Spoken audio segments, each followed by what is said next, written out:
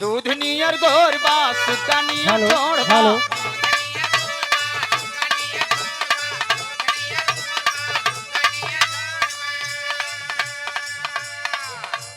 हमारा उ सोनावा तो बहुत ही बेजोड़ बा अरविंद भैया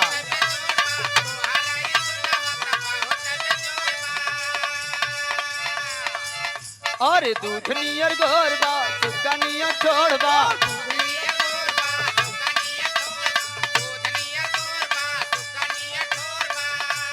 हमारा उ सोनावा तो बहुत ही बेजोड़ बा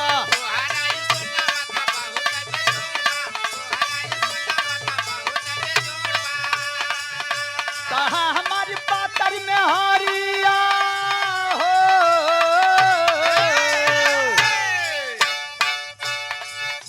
कहाँ हमारी पातर में हारिया बाटे रसदार ओकरा में बड़ा रस मिलेला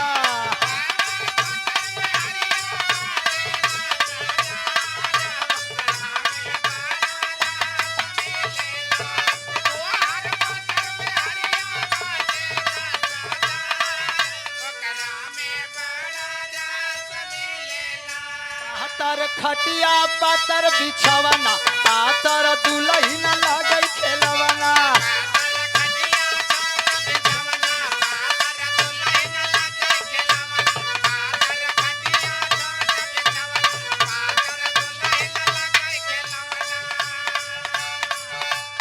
पातर खटिया पातर बिछवना पातर में हर लगई खेलवा हेलो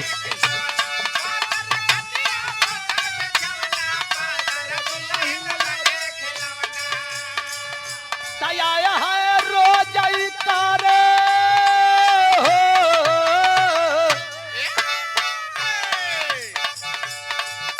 तयाया है रोज ही करे खेलई के विचार ओकरा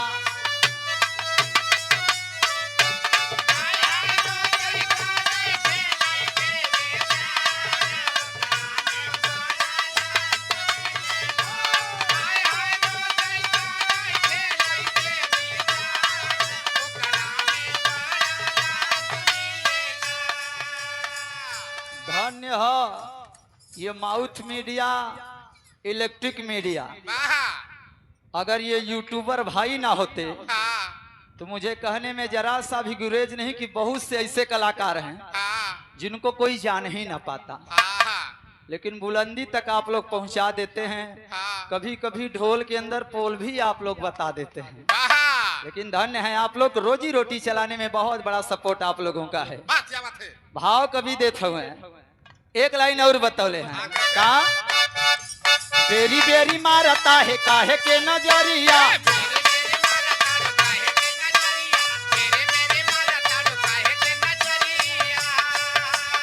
एक बेर पिया दे तू भरा लगा गरिया ओहो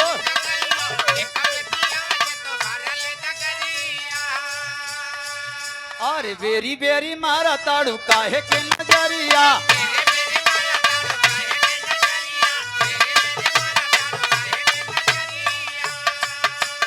एक बेर पिया दे तू भरा लगा गरिया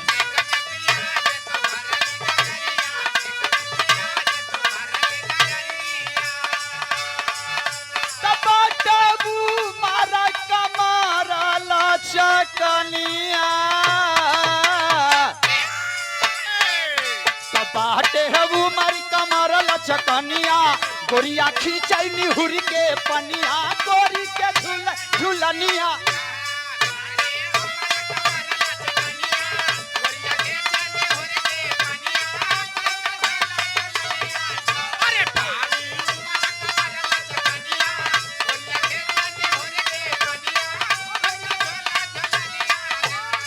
हेलो हेलो यही से कजरी को शुरुआत भई हल्का बाबू हमारा आवाज उठी का ऑपरेटर साहब हमार हल्का सवजिया अगर उठे तो उठा ला नहीं ते नहक उठा ले हम कहाँ उठा ले कजरी के शुरुआत भई अरे गे जब बात बात यही पे रोक करके बगल वाली ऊंचा सिंहासन पे बैठल हुआ बाबू ना नीचे कुर्सी पे बैठा। हाँ, लेकिन सीटी न दे।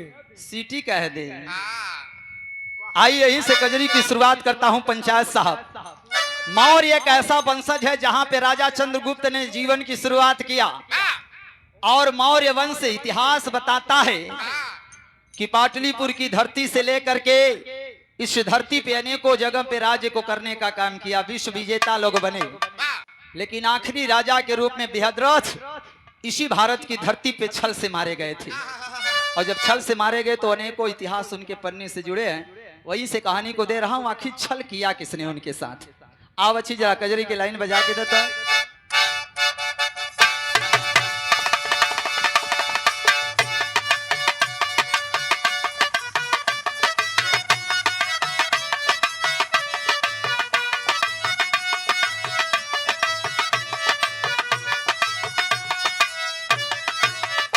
कहीं छलिया ये बाबू छलिया, अरे छलिया ये भैया छलिया, छलिया छला सयले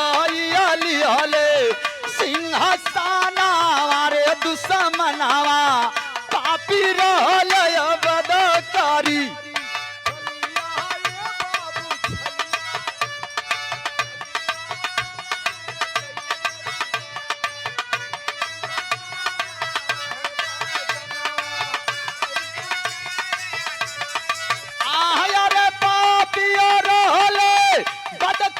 बाबू पापियो रोले। राजा बृहद्रथ जिनके राज्य का मंत्री सेनापति पुष्पशुंग। इतिहास पढ़ने वाले श्रोतागण जरा गौर करिएगा, वेद पुराण तो बहुत आप लोग सुनते हैं, लेकिन ये मौर्य वंश कोई जाति बिरादरी नहीं था। ये मौर्य वंश उन 85 के लोगों का राज्य था। और जब बृहद्रथ राज्य को कर रहे थे उसी समय सेनापति मंत्री के रूप में इधर पुष्पशुंग किया क्या बच्ची जरा लाइन देता अंतरा से। पापी छल किया है भारी और छल से वही तो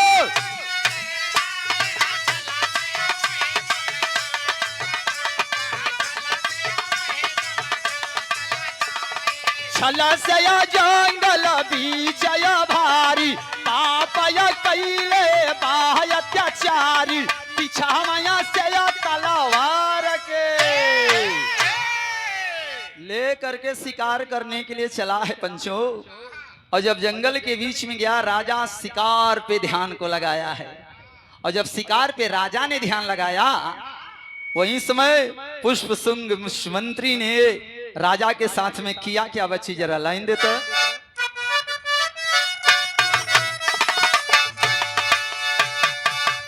कहीं मरहल या ये बाबू मरल और मरल ये भैया मरल मरहल या पापिया राजा के बा देखा जाना हमारे बलि बनावा पापी रहल वही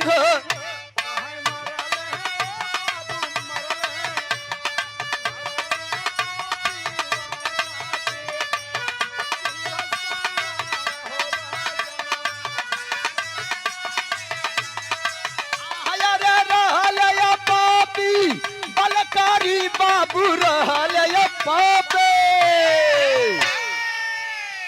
वही समय उसी जंगल के बीच में राजा को मारने का काम पीछे से मंत्री पुष्पशुंग ने किया है।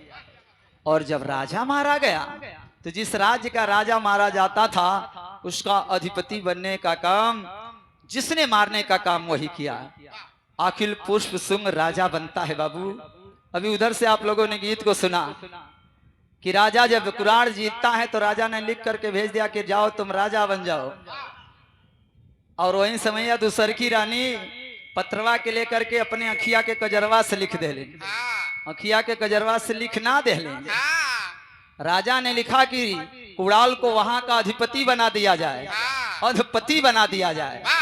और उसने चालाकी से किया क्या किया और ध के ऊपर एक छोटी सी बिंदी दे दिया।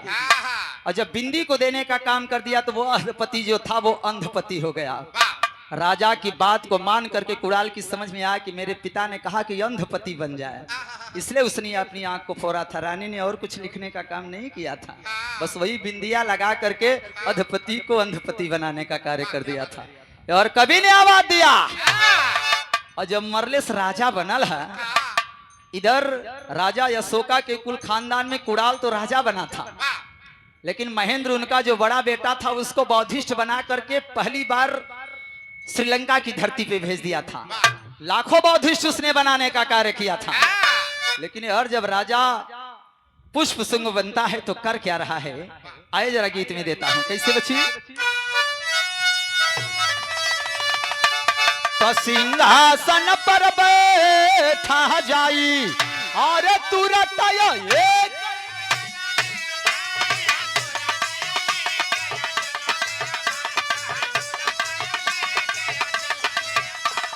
तुरंत एक आदेश सुनाई, सभी बौद्धिष्ट को बुलाई, गर्दन काट के राजा ने आदेश दिया कि जितने भी बौद्धिष्ट घूम रहे हैं, जो भी हमारे राज्य का बौद्धिष्ट के गर्दन को काट करके लाने का काम करेगा तो एक गर्दन के बदले में एक असरफी उसे दिया जाएगा। बौद्ध धर्म को खत्म करने के लिए उसने ऐसा फरमान जारी किया। तो सिपाही जाते थे, बौद्धिष्ट को पकड़ते थे, उसका गर्दन काटते थे और गर्दन ला करके राजा को देते थे, असरफी मिलती थी। धीरे धीरे यह सिलसिला आगे बढ़ता गया और जब आगे बढ़ता गया 1, 2, 4, 10 हजारों गर्दन आने लगे। फिर उन लोगों ने विचार किया कि राजा गर्दन देखा, असरफी दिया, छोड़ दिया, और बाद में वही गर्दन दोबारा लेकर के आ जाते थे। तब राजा की समझ में आया कि ये तो मेरे साथ ये लोग छल कर रहे हैं। तो राजा ने दूसरा फरमान जारी किया। क्या फरमान जारी किया बच्ची? दे लाइन पे।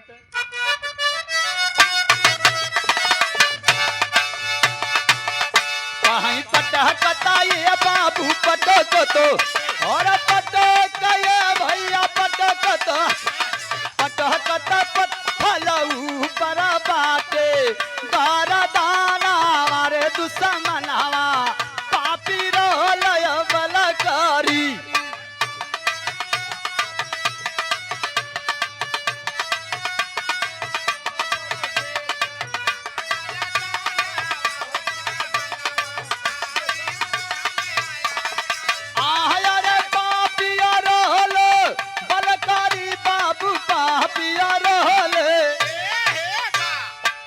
राजा ने क्या आदेश दिया कि जो भी गर्दन को लाने का काम करे उसे असरफी दो और उस गर्दन को पत्थर पर पटकने का काम करो, और वो जो गर्दन होगा, जो सर होगा, वो टुकड़े टुकड़े में बिखरने का कार्य कर जाएगा। ऐसा करना उन लोगों ने शुरू किया पंचो, और जब शुरू किया तो ये सिलसिला चलता गया। मौर्य वंश वापस दोबारा धरती पे नहीं आया। धीरे धीरे समय बीता, और जब धीरे धीरे समय बीता तो लोगों ने कहा ये तो विद्रोह हो जाएगा, कि ऐसा इतिहास जो पढ़ेगा तो आक्रोशित हो जाएगा। इसलिए जो गर्दन को फोड़ने का काम किया उसे आस्था में जोड़ने का काम कर दिया गया। और आस्था में जब जोड़ने का काम किया तो क्या किया लोगों ने, आए जरा गीत की लाइन से देता हूं। दे बच्ची अंतरा। पहले पैसा ले ले पीछे से। जवन गर्दनवा फोड़े का काम कलन ओके वैदिक रूप देहलन, लेकिन वैदिक रूप में कहां पे ओके साबित करत हूं बच्ची, जरा या बोहर आता।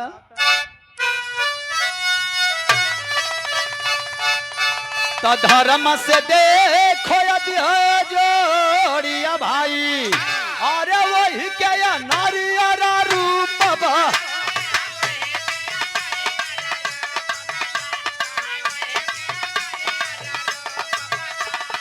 वही के या नारियल रूप बनाई, हम थी माई फिर देव स्थली पे, और उसी को रूप दिया नारियल का, और हमारे ही आपके हाथ में दे करके, और हम ही और आपसे कहना शुरू किए कि इसे फोड़ने का काम करो। इसलिए ऐ मेरे आदरणीय जनों, इस धरती पे अगर हम आपने पढ़ लिख करके जन्म लिया है तो हमारा आपका फर्ज बनता है कि इतिहास को पढ़ना चाहिए। हमारे आपके साथ में क्या हुआ उसे पढ़ना चाहिए। हमारे आपके लिए राजा बलि अच्छे थे कि बावन महाराज अच्छे थे, इस पे भी हम आपको विचार करना चाहिए। सम्मानित मदन लाल यादव, ग्राम प्रधान, प्रथम नागरिक उस गांव के, बोर्रा की पावन पवित्र धरती से अमूल्य 200 रुपए का पुरस्कार हृदय की गहराई से नमन करता हूं। आदरणीय प्रधान भैया, क्षमा चाहूंगा, अपनों के बीच में गा रहा हूं इसलिए दलित पिछड़े अल्पसंख्यक की आवाज दिमाग में आ ही जाती है, इसके लिए क्षमा चाहूंगा। लेकिन सीना तान के जब भी जरूरत पड़ेगी तो मौका मिलेगा तो इतिहास बताने में पीछे रहने का काम नहीं करूंगा, क्योंकि वेद ग्रंथ तो बहुत हम लोग पढ़ ली। वेद ग्रंथ के पढ़त पढ़त दादाजी 40,000 रुपया का कर्जदार हो गए, और वही दादा के घर में बच्चा ने पैदा हो करके पढ़ाई को करने का काम किया तो वो डीएम बनने का काम किया। जिसने कर्जा दिया था वो भी उस लड़के के सामने झुकने का काम करता है। ये ताकत शिक्षा के अंदर होती है। आओ आदरणीय जनों, अरविंद कुमार पटेल, आदरणीय अरविंद कुमार पटेल भैया समाजवादी पार्टी से यहाँ विधानसभा की तैयारी कर रहे हैं, बीडीसी हैं और बीडीसी से सीधे विधानसभा की तैयारी कर रहे हैं। और मुझे कहने में जरा सा भी गुरेज नहीं कि विधायकी और सांसदी में उतनी दिक्कत ना होला, प्रधान भैया जितना प्रधानी और बीडीसी में दिक्कत होला। तो आप लोग महान हैं, आप प्रधान हैं, बीडीसी हैं, विधानसभा की तैयारी अरविंद भैया कर रहे हैं। भैया को हृदय की गहराई से प्रणाम करता हूं। लेकिन इधर कभी ने आवाज दिया है, जौने समय इतना अत्याचार पापी फैलावे का काम करे, वही समय पूरा नदी खून से लथपथ भइल दिया। लाल जब खून नदी भइल तब का भाव कभी ने दिया एक लाइन से, और कैसे बच्ची देता,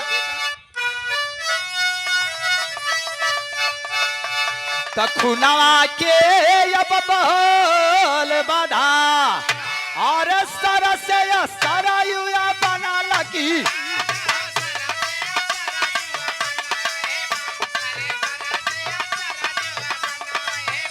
कहीं सर से सरयुआ बना लगी ना, कहीं ले यादा भूतया जया धा बीतल समय अब बाबा। और पुष्प सुंग ने पूरी ताकत लगा करके बौद्धिष्ट को खत्म करने का काम किया। इतना गर्दन कटवाया कि नदी पूरा एकदम गर्दनों से पट जाती है, लाल हो जाती है। और जब लाल हुई, पट गई, सर से जब पटने का काम हुआ तो उसे आज सरयू का नाम देने का कार्य किया गया। लेकिन धन्य है मेरे मसीहा, इस मिशन को आगे बढ़ाते हुए लोगों ने अपनी कुर्बानियां दिया था। समय बीता, इस भारत की धरती पे बौद्ध धर्म को लेकर चलने वाला एक विधाता, एक इंसान और धरती पे जन्म ले लिया। और जब उसने जन्म लिया तो एक नहीं, दो नहीं, पूरे 5 लाख लोगों को एक साथ में फिर से बौद्धिस्ट बनाने का काम कर दिया। वो था कौन? आइए गीत के आखिरी पड़ाव पे हूं, आ बच्ची जा लाइन देता।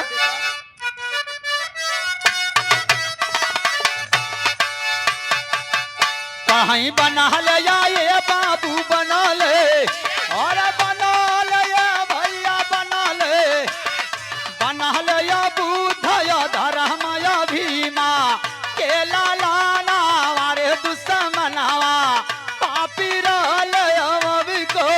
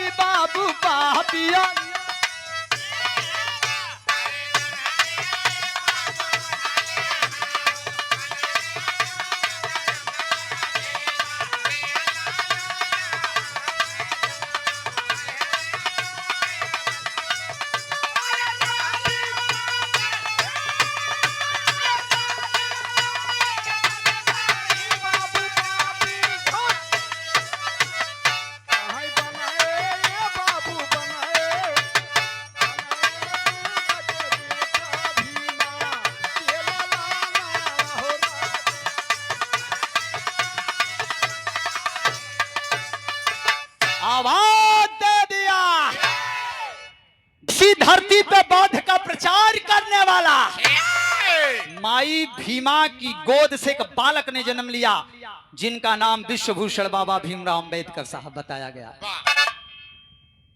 अनेकों तरफ चारों तरफ इस धरती पे बौद्ध का प्रचार करना शुरू किया, देश का संविधान लिखा, आई अचारा मिलो के बनाई और दसवा सोने चिड़िया को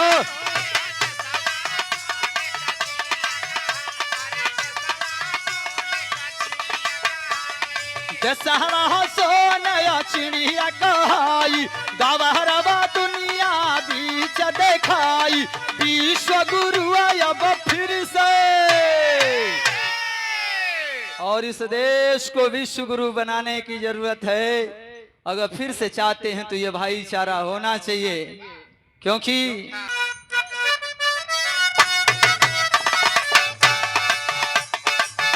कहीं लिखा दया ये बाबू लिखो दे और लिखो दया भैया लिखो दे, लिखो दया बाबा हई हमारा गावे ऐसन बहुत गाना हमारे दुश्मनवा पापिया रोले बदकारी